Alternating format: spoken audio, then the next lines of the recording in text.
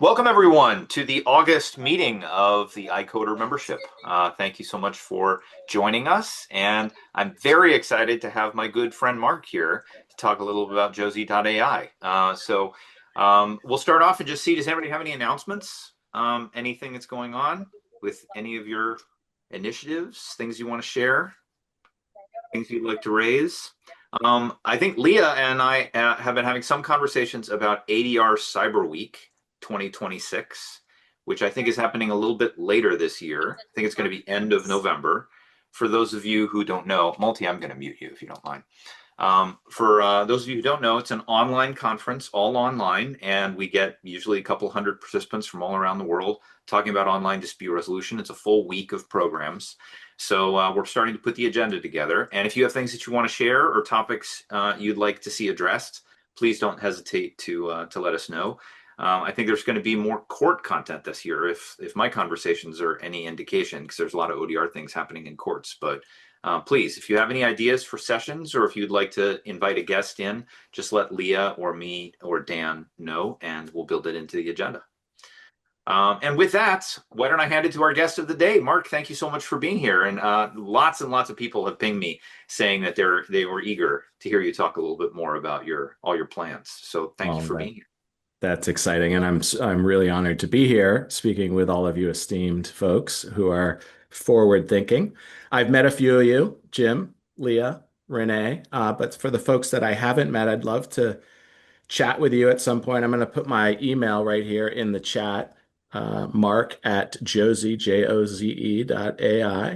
Love to share some time and talk about the future of ODR with everybody and anybody. So, who I am Mark Stiles, for those who we haven't met yet. I practiced law for 30 years, right outside of Boston. And my practice focused on everything possible to be proactive so that we can keep folks out of court. There was an informal tagline in my firm: everyone smiles with Stiles. So we did everything that we could to do proactive planning, including mediation. And um, after a bunch of years doing this, I realized I was doing a lot for my community, for my region, but I wasn't having significant impact. And I had the calling. And I've met my co-founder, Barack, who's a former Microsoft product designer. He shipped what is now Microsoft 365. So if you're old like me, you'll remember it was SharePoint Online when he first shipped that product. And we iterated and we both were aligned in the mission of solving conflict.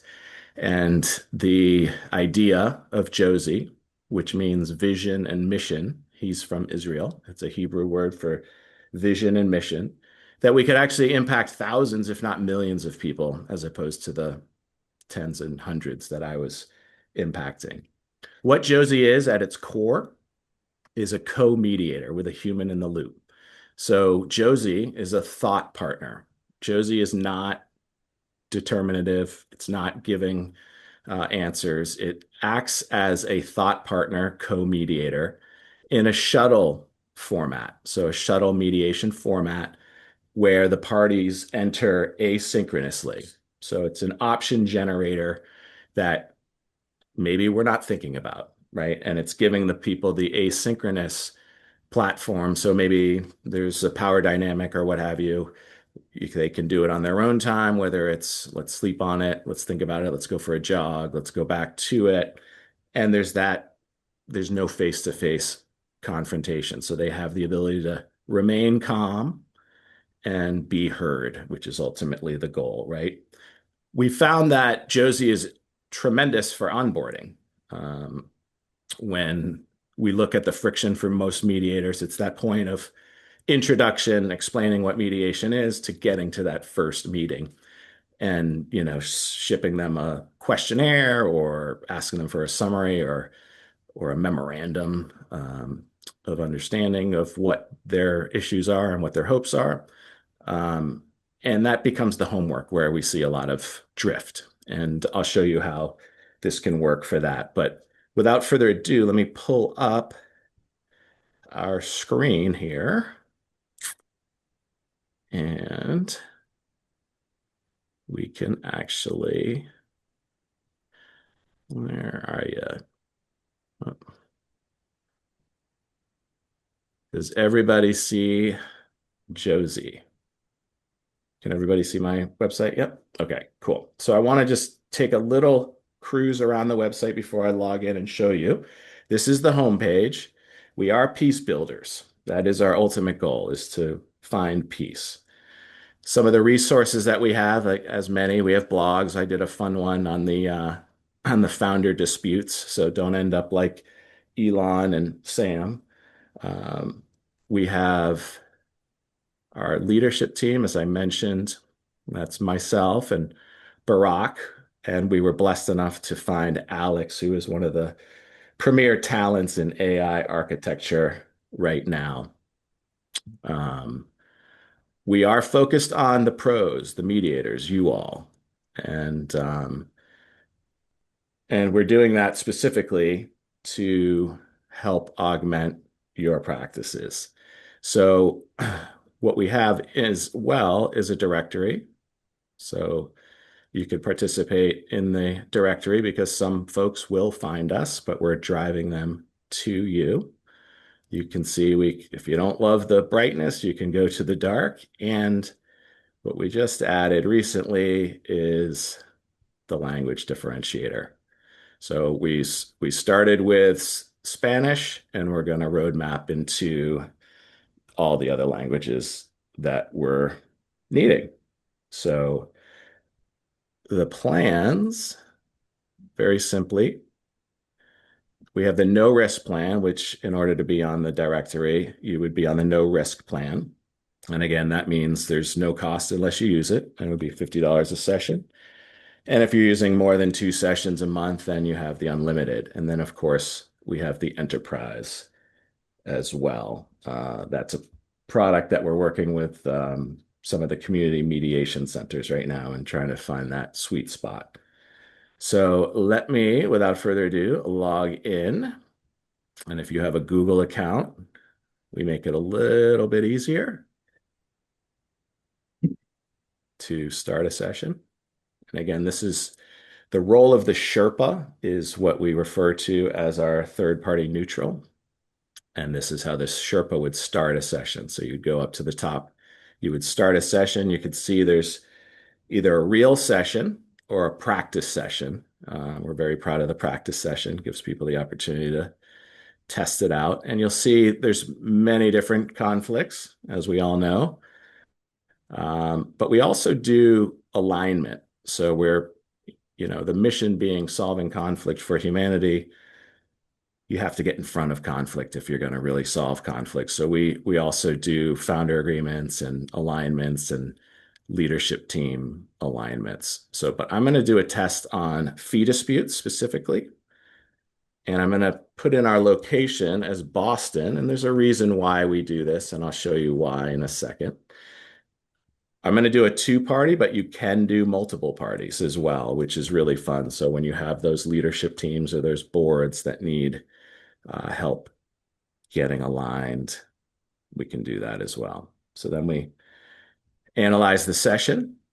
So creating the new session, I'm going to do Sally Seller.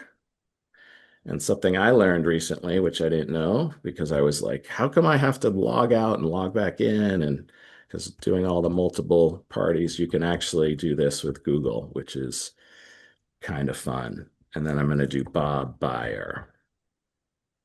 That's Mark +1 or +2 at Joze.ai. And one of the very cool features, as I mentioned about the language, you can have folks from different languages. So the Sherpa can be speaking one language while the participants can be speaking another. And as often happens, sometimes the parties in conflict don't necessarily speak the same language.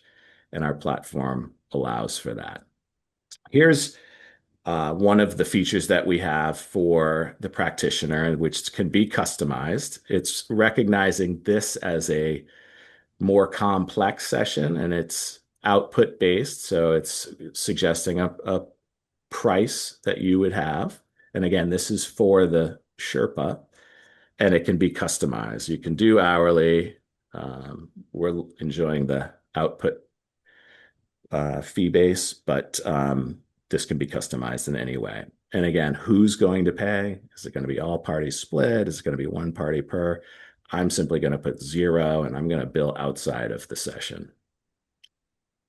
So then it's the review of the session. Again, I want to double check it before we send this off to folks that we've got everybody correct. So now I'm going to invite the parties. So the session is created. Parties are going to receive the email. Once they've accepted, the AI guided interviews will begin.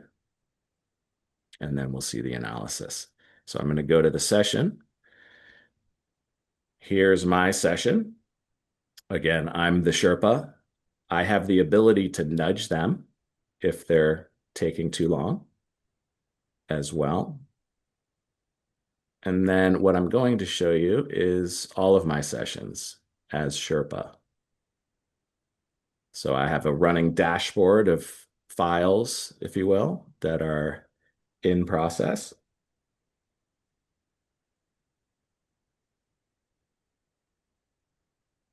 And the roving death circle, as they call that.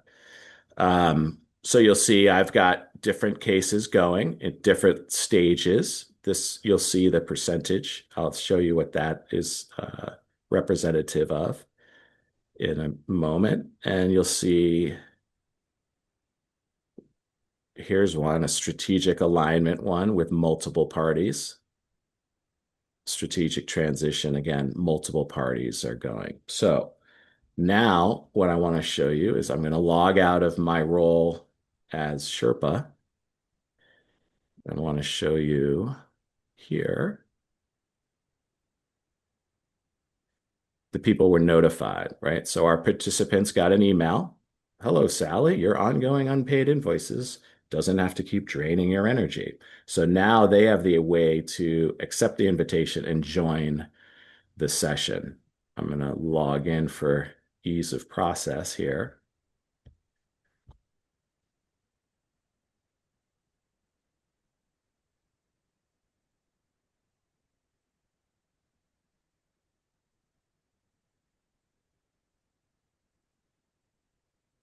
And for security purposes, we have a code that gets sent to us. So I'll show you how that looks as well.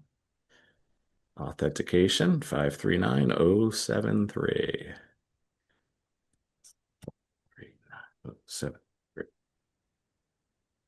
Hopefully my dyslexia didn't kick in there. Good. All right. So now we're in the participants session. They can also have multiple cases going, but not likely. Usually the participant is dealing with one, and you'll see where the live feed is. But I'm going to go to one that is already going so that we can save some time. So again, I created a couple of sessions with the same fact pattern. This is Sally's completed questionnaire getting ready to submit.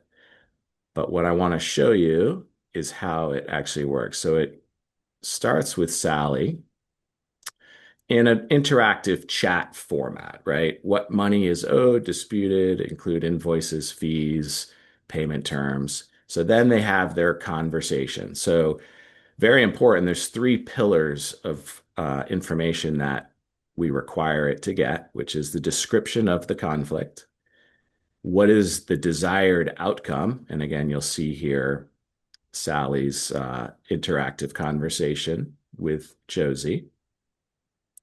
And most importantly, what do you think the other party is seeking? What are their wants, needs, and desires? We have the ability to collect confidential information, which will sandbox from the other participant. However, The Sherpa will see it as well as Joze will use it in their sentiment analysis. We have the ability to upload files, which is always helpful, and they'll summarize it. And then it creates that summary, as I mentioned. So if we jump over, now I'm in a practice session, so I can toggle back and forth. This is what Bob, the participant, sees when he first logs in from that initial email. So, Bob, is this how you want to be referred as Bob Byer, or is there another name that you want to edit to?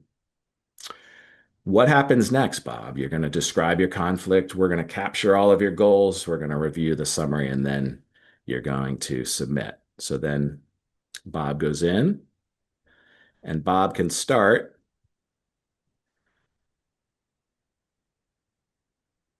by I contracted with Sally Seller to implement a, well, let's do that again. I contracted with Sally Seller to implement AI efficiencies. Our initial contract was for $125,000. I paid a $10,000 deposit. It was supposed to be completed within 30 days. It took them over 90 days. We are 90 days from completion, and I'm still not seeing any real true efficiencies.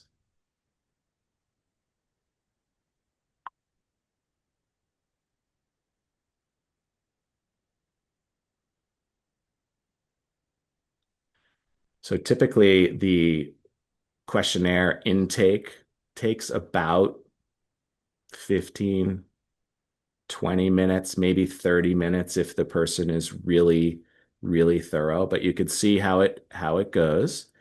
And then Sally, who has completed it, would then hit submit interview. Now, what I want to do is I want to go back out and I want to go back into my Sherpa view and get rid of my microphone there.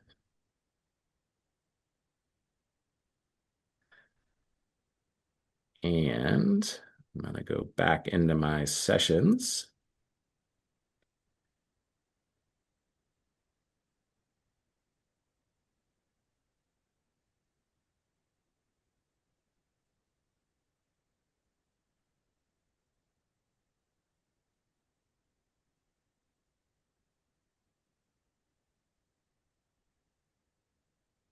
We also have an option for a referrer. So if there's a channel partner who is referring cases, they can see status. They can't see any content to the matter, but they can check on status, especially if there's a high volume of cases. So here we're going to go into a new session. Again, all based on the same fact pattern, but I didn't want to hold you to going through all of these questionnaires. What you'll see here, which is kind of our special sauce, patent pending sentiment analysis, is we're 62% in agreement right now between Sally and Bob. And why I think that's really exciting is because of the psychological component to finding that common ground. We're closer than I thought we were, or we're way off. So this is what the Sherpa will receive, and this is where I was first referencing the onboarding solution. Once Sally and Bob submitted their interview, I, as Sherpa, will get notification and I will see all of this. So I'll see a combined summary that explains what both parties have, in essence, stipulated, right? Seller completed the contractual AI implementation work for Bob Byer's company under $125,000 agreement. She's seeking an adjusted payment of 115 after the deposit, etc. Right? So stipulated facts. But here's where it's really nice. This is what Sally's summary of all of her intake is, right? So you can imagine going into that first meeting with all of this information ready to go. And they're already jogging into the concept of mediation by going through this kind of open-ended questioning process. So then, as Sherpa, if I want to keep going and I want to keep the asynchronous shuttle mediation going for, I'm going to review the topics. So, topics versus issues, it's kind of a, we've been walking through how do we soften the language where at all possible, and we chose topics. So, here are some of the topics. What I've found is two is the ideal number of topics, maybe three, depending on the complexity of the issues. Um, so here I'm just going to eliminate additional implementation support to be offered, and I'm going to add that back in to this one. So settlement of outstanding debt, including total amount, payment schedule, deposit, end date, waivers, evidence. So you can see there's a lot there, including training implementation. So the Sherpa has a lot of control here to keep guardrails on, but to really facilitate what the real issues are. Whether the parties should maintain an ongoing business relationship, well, I'm going to suggest that that's not a huge issue that will come through contract termination or refund of deposit. I'm going to keep this really easy and keep it to one focused topic. So then I'm going to say we're ready for negotiation.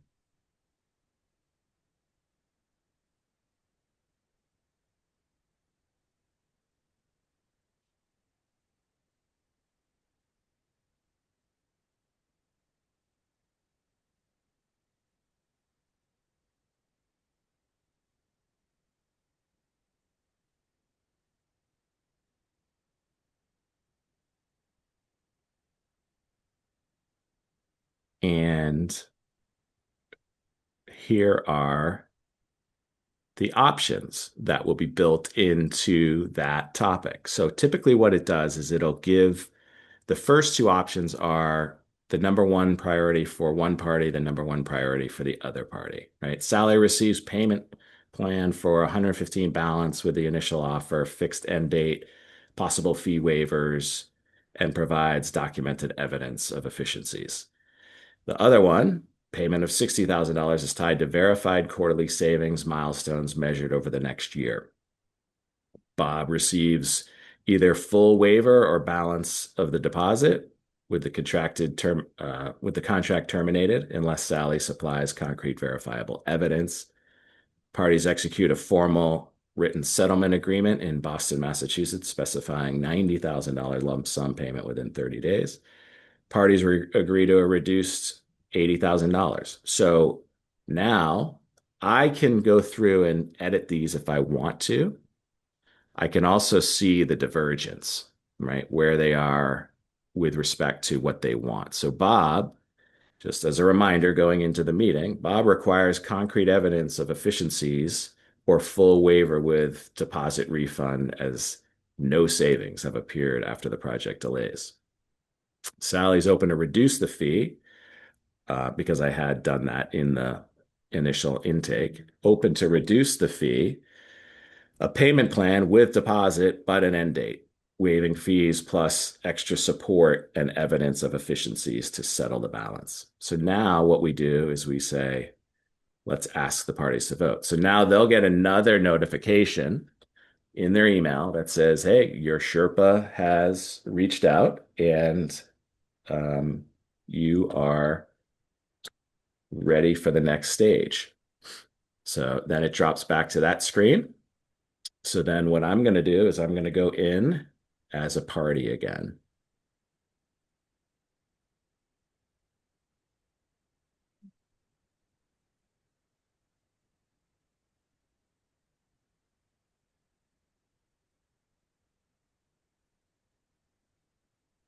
Going to get my multi-factor authorized.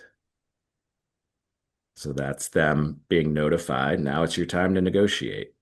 That's the first notification. The authentication. Where are you?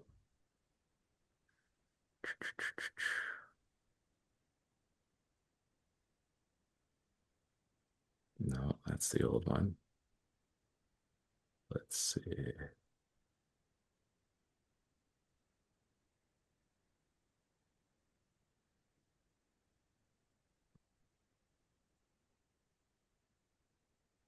Hmm,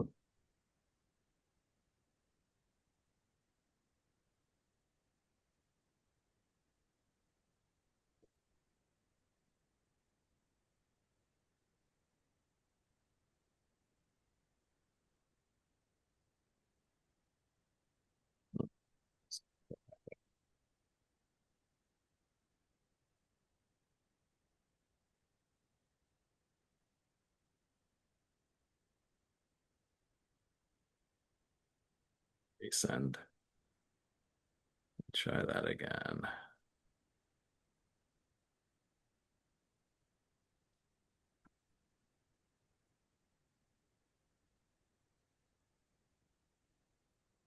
Oh, I know what I did. Look at what I did.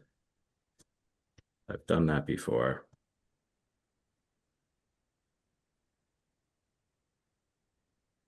Thanks for your patience. We've all done a lot of these demos, Mark, so we know it well. They always say live demos. You're crazy to do a live demo. 667-821-667.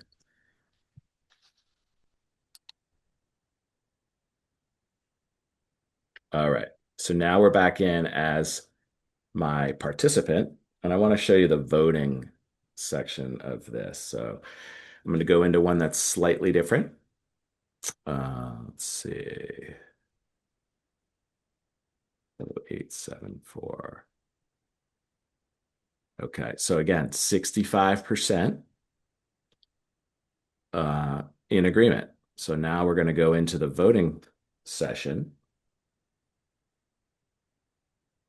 And you'll see in this case, I had two topics, right? Because this is a previous one that I've created.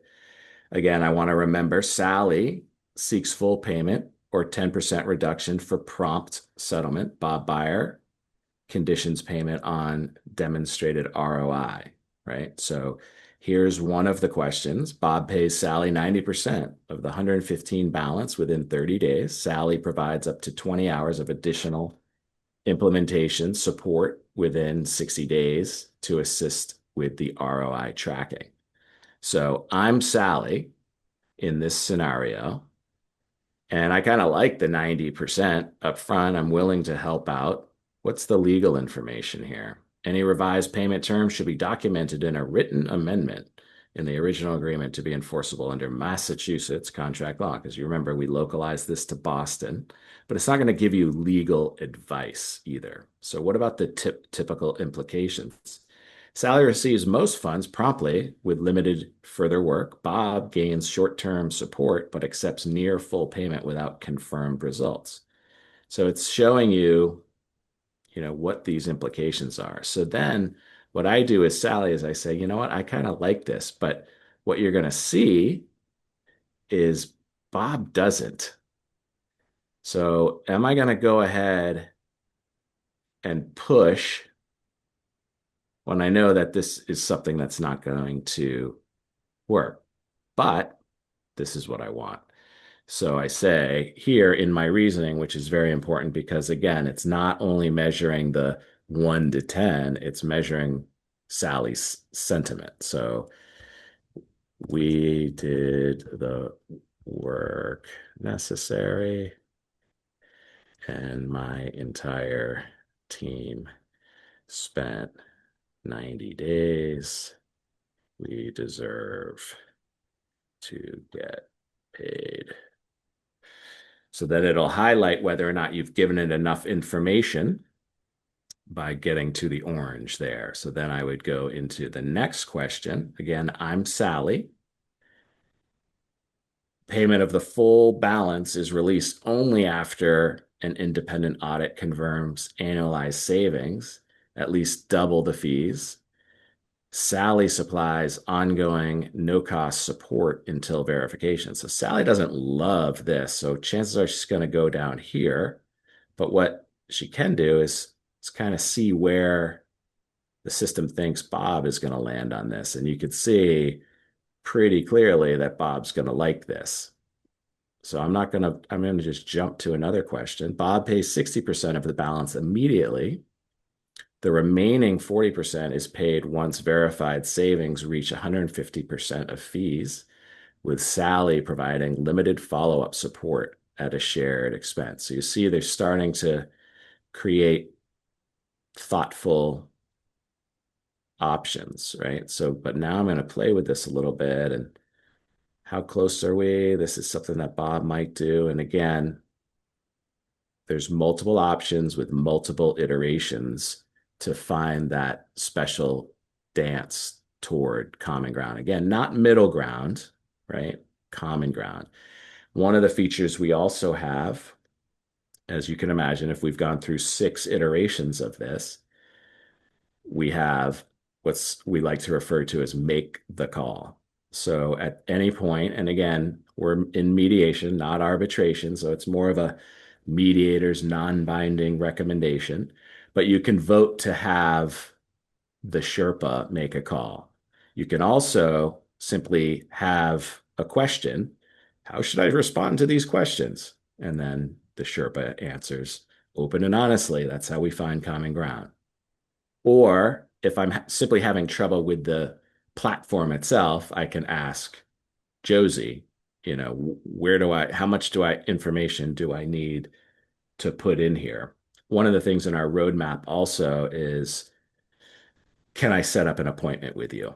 And then we'll tie those in through iCal or one of those applications with an API to the Sherpa's calendar. So now what I'm going to do is I'm going to show you after what happens through iteration and questions is green. So we're going to go to after the Sherpa was at this one that they were asked to make a call. We went through 6 different iterations and the Sherpa was asked to make a call. Parties conduct a joint independent audit of the AI project results. Upon verification of at least 50,000 in documented savings, the client immediately releases 50,000 with the remaining balance due within 30 days after full audit completion. That is the option that they were closest to agreement. So then there's a conclusion summary, which spells it out. We're going to make this as downloadable also, so somebody can then feed it back into another LLM to create an agreement should they want to, but we're not building legal documents. We're not building memorandums of understanding. We're creating summaries and then plans for next steps. So, what evidence of savings must be shown before any further payment is released? And that's part of that first response, $50,000. Select and retain a mutual agreed independent auditor to execute after defining scope and timeline. Both parties are going to pay. That should take 3 to 5 business days. So you can see exactly what those next steps are. And maybe it's a settlement agreement needs to be created and filed with the court or what have you. And then they have the opportunity to submit a review for their Sherpa. And that is Josie. Amazing. Wow, overwhelming the amount of functionality here. So, thank you for that tour. We have a lot of great stuff in the chat to get Cool. through. But why don't I open it up and see, does anybody have any comments or questions or reactions to what Mark just showed? This is way more than I thought it was going to Really? have, Mark. So I'm really, really Cool. impressed. You've got a lot of big ideas in here. So, anybody have any comments, questions, reactions, thoughts for Mark based on the demo he just showed? I think for me, Jim's question summarized a lot of the things that were going on in my mind, and I think a couple other people as well. Yeah, Jim, why don't you summarize your question from the chat? Uh, yes, thanks so much, Mark, for being here, and hats off to you on all the creativity and hard work, and you use some terminology Yep. that, from an ethics perspective, might be meaningful. You, I think, talked about there being both a human and an AI trained co-mediator, so co-mediators. And to the extent that this is true, I'm wondering, are you training the AI engine to perform consistent with the ethics of being a mediator? So that's kind of question one. Question two has to do with the use of your term Sherpa. And I'm just not sure what that embraces, whether it's the human plus the AI trained engine or it's just the AI engine. And I'm wondering if calling some entity, be it human or technologic, a Sherpa, impacts the ethical expectations and standards uh, that you see. So help me understand to what extent do we in fact have co-mediators, and what specifically is the description of the Sherpa? Yeah, great questions. And thank you, Jim. And I think they both kind of go hand in hand. So co-media I'm using very loosely, right? So that's to get mediators to understand kind of what the symbolism is of Joze, right? So it's a helper, right? So I'm using that co-mediator very loosely because we are not suggesting that this is a replacement or a licensed mediator trained in the art of mediation, which is why we also refer to our third party neutral as a Sherpa. Now, the Sherpa can be a mediator, but it doesn't have to be. So, again, as you saw in the beginning, we're working with a lot of strategic coaches in alignment of teams and ombuds and helping people find middle ground who are not licensed mediators. So the term we thought through, I used to love referring to our team as the success Sherpas, right? We're helping you up that hill and we're going to carry that pack because it's very challenging. So that's the term where we came up with the term Sherpa. It is the human in the loop. It references the human, not Joze. Again, Joze, the best way to explain what Joze is a thought partner. It's an option generator. It's helping us again think through and workflow. I mean, you saw how seamless and quick it moved through the workflow. Joze does that as well. But the human in the loop is remains critically important. You saw that I amended some of the things and facilitated through the process, and then at any point in time, that we can let's set up a meeting, let's get in the office again. Where I see this really helpful for the mediator community as opposed to other use cases is as the onboarding platform of choice to help the folks get used to the questioning, to have the ability to really be heard, not on the hot seat, and have the mediator with a bunch of really solid information to go into that first meeting with, so they're not starting at ground zero. So it might be getting even more precise about those descriptions would be helpful. I know co-mediators don't necessarily do the same thing. Right. They can have complementary roles, and I'm just really interested in supporting both the mediation industry as well as even going beyond that from a creative problem solving, optimizing solution. But I do think our terminology is going to be very critical. And Mhm. and I hats off to you on the creativity. I think that being willing to think beyond the confines of traditional mediation practice is a fantastic thing. I couldn't agree more. Yeah. Leah, I see your hands up. What did you want to say? Yes, I really echo everything that Jim said. And Colin, it's extremely creative. It's relatively seamless. It's very impressive. And then building on this, which is a little bit about Joze.ai, but it's also just in general with our colleagues on the call and those who may watch this later. I'm glad that Jim brought up the question around whether an AI tool is serving as a mediator. And if it is, then is it designed to abide by mediator ethics in whatever jurisdiction or sector, so to speak? I know that Joze.ai, which is really helping role models, so I thank you for doing this, has committed to the ODR standards. And so you're listed on the National Center for Technology and Dispute Resolution website as doing that. And it helps us see that there's not necessarily 100% overlap between a platform that commits to the ODR standards necessarily being a platform that commits to all the things that fit under mediator ethics, if that makes sense. So I just wanted to kind of highlight that as our field continues to think about ethical issues. And I also think that it's both incredibly creative that you have developed a tool that's not only useful for one section of ADR like mediators. So I hope that that will expand your clientele and the services you offer. But it also means that the terminology, the clearer you are about whether this is a tool that mediators use or it is functioning as a mediator, will probably be helpful for those inside and outside the field. If I can ask a quick question Sure. at the end of that commentary. Sure. When it shows the percentage of agreement at that point, does just the Sherpa see that, or do the parties see that? No, the parties see that. Yeah, which Very, very we think interesting. is really important. Yeah. Yeah. Thank you. Yeah, thank you.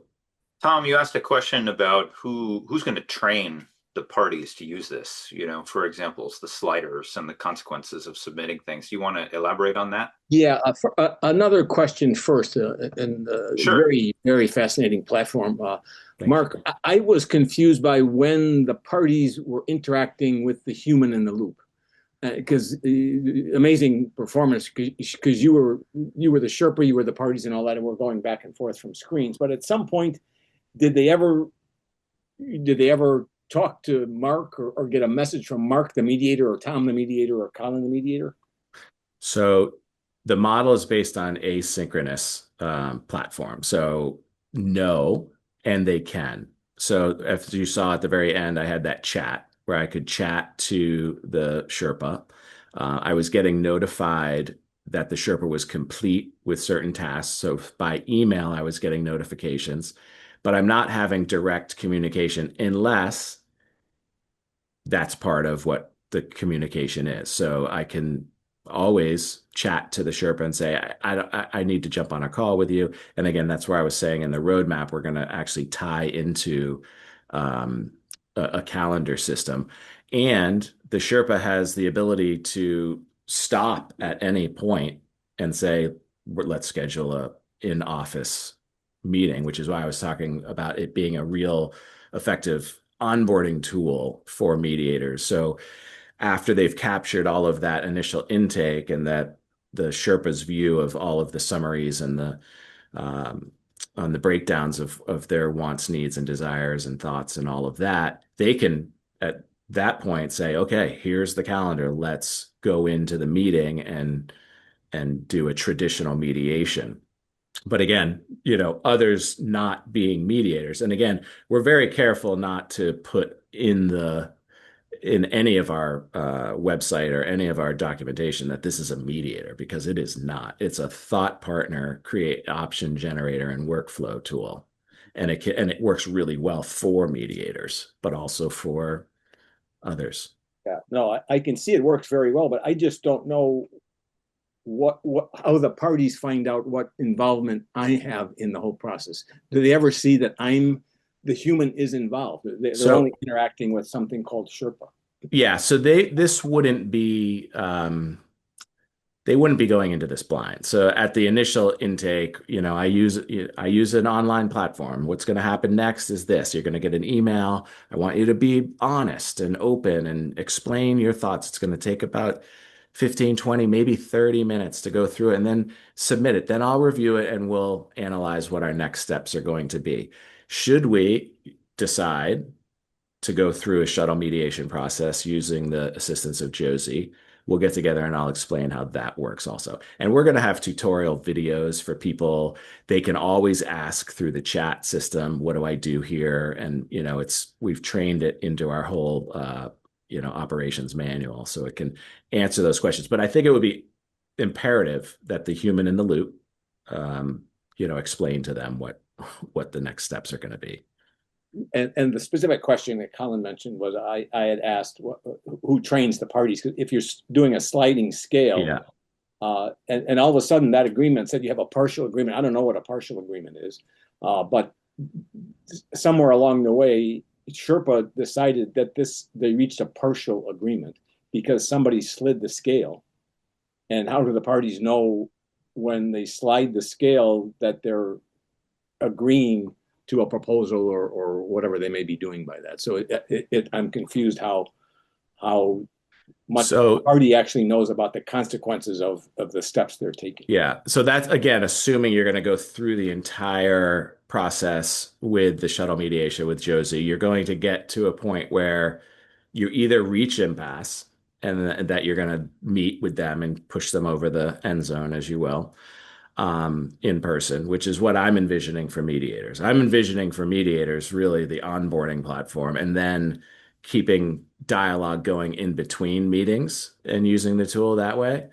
But more so, it's the non-binding mediator's recommendation is really what it comes down to. And once the mediator sees, they're in agreement on this one, they can close out the session and send them that. And again, it's non-binding. So at that point, anything is up for grabs.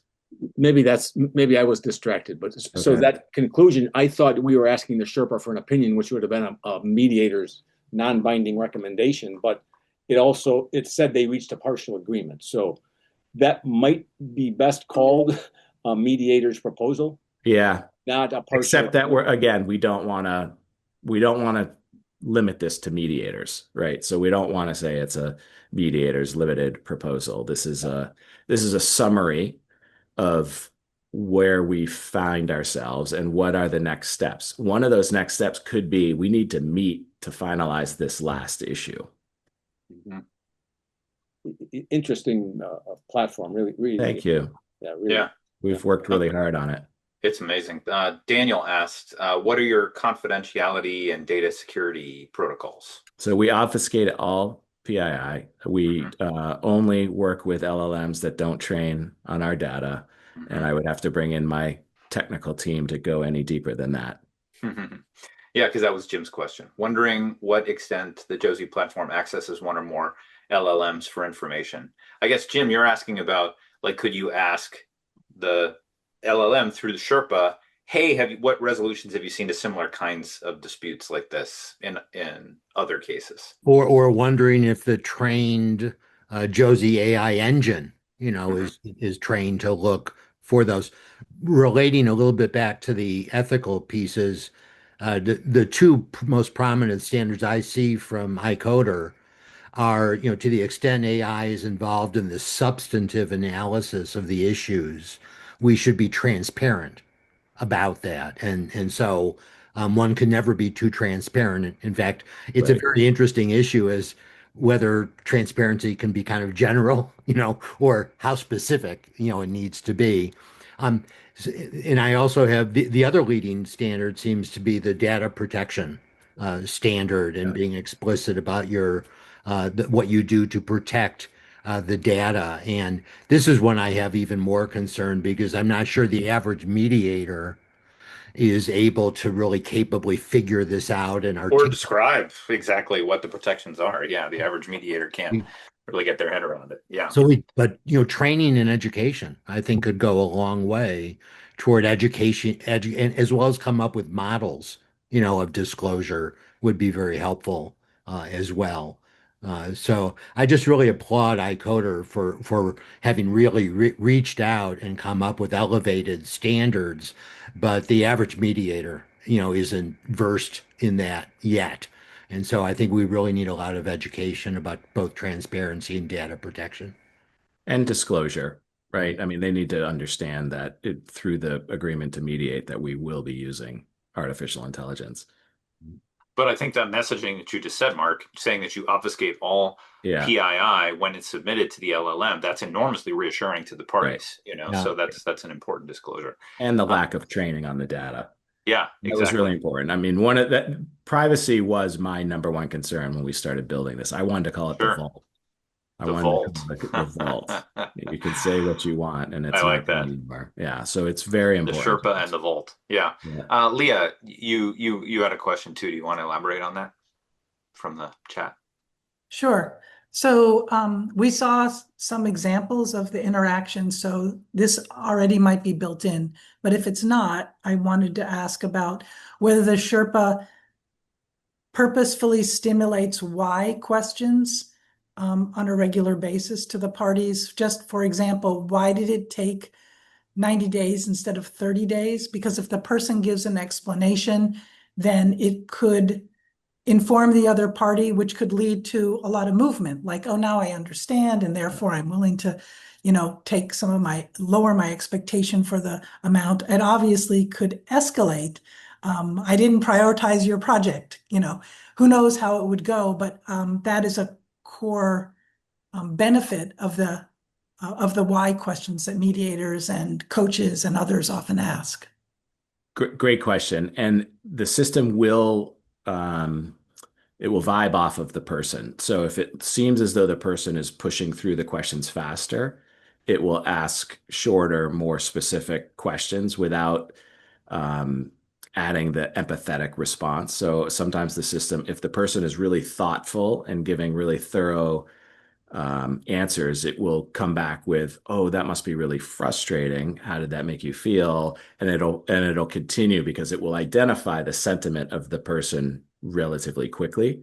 But there's a lot of the open-ended why and is there anything else you want to tell me? The confidential box is also a really important feature that we've tested it at length ad nauseum to make sure that it doesn't leak out. But it's, we're really cash strapped right now and we need this money. Like that creates um, different options without coming out and saying that it's cash strapped, where Mm. it'll kind of direct the conversation a little bit more. And the Sherpa, the human in the loop, will see that confidential information. So they have that understanding as well. Can I double check? Because then the Sherpa and the human became merged. So, so you're saying that when there's a confidential box, Yeah. both AI sees it and the human sees it? Yeah. Okay. Yeah. But not the other party. Not the other party. So it'll Yeah. help in creating options to kind of bring the common ground closer together faster. But it won't leak out as to why is it giving Sally an option to reduce and take less over a period of time because the sentiment is that she needs the money. I'd see it, Jim. Well, Mark, I just want to say I think this is incredible. There's so many ideas in here. An hour is not enough to talk about all of the things that you have built. And I think you also are interacting with people that have thought about this a certain way for a long period of time before we even Yeah. had AI. So, a lot of people, mediators, are sort of saying, okay, well, now I have these AI tools. How's this going to change mediation?